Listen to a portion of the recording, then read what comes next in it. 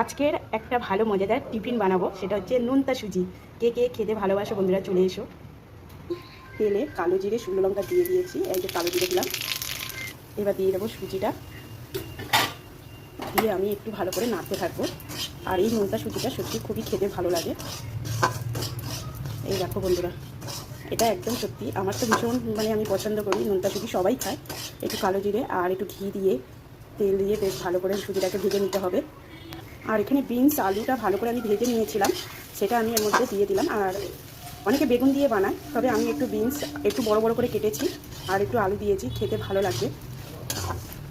কে কে এই নোনতা সুজিটা খেয়েছে বলো বন্ধুরা, আমার তো খুবই ভালো লাগে। আর আমি এখানে কিন্তু ঘি দিয়েছি। এবার একটু জল দিয়ে দেবো, ভালো করে ভেজে নিলাম, ঘি দিয়ে ভেজেছি কিন্তু, একটু তেল আর ঘি দিয়ে। এবার জল দিয়ে আমি মাপ করে জল অল্প করে দেবো।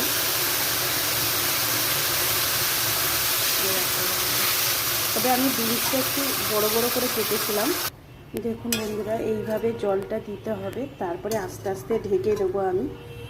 আর এটা খেতে এত সুন্দর টেস্ট, কি বলবো। আর এত সুন্দর খেতে, কি সন্ধ্যাবেলা হোক সকালে হোক জলখাবারে সত্যি খুবই ভালো লাগে। আমার তো ভীষণ ভালো লাগে। আর কে কে এরকমই সুজি খেয়েছো বন্ধুরা, অবশ্যই কমেন্টে জানাবেন নোনতা সুজি। তবে এটা বেগুন দিয়ে ভালো হয়, তবে আমি একটু বিনসটা বড় বড় করে কেটেছি, দেখতে ভালো হবে বলে।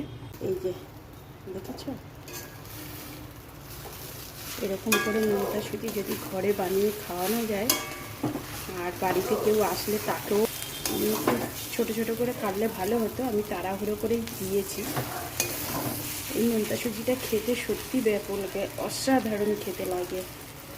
সকালে বাচ্চারা যদি না খায় কোনো খাবার, যদি এইভাবে বানিয়ে খাওয়াও তাহলে তো খুবই ভালো হয়।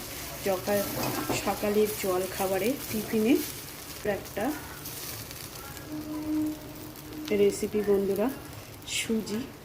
আমি তো নোনতা সুজি বলি, তোমরা কি বলো সেটা আমাকে অবশ্যই কমেন্টে জানাবে।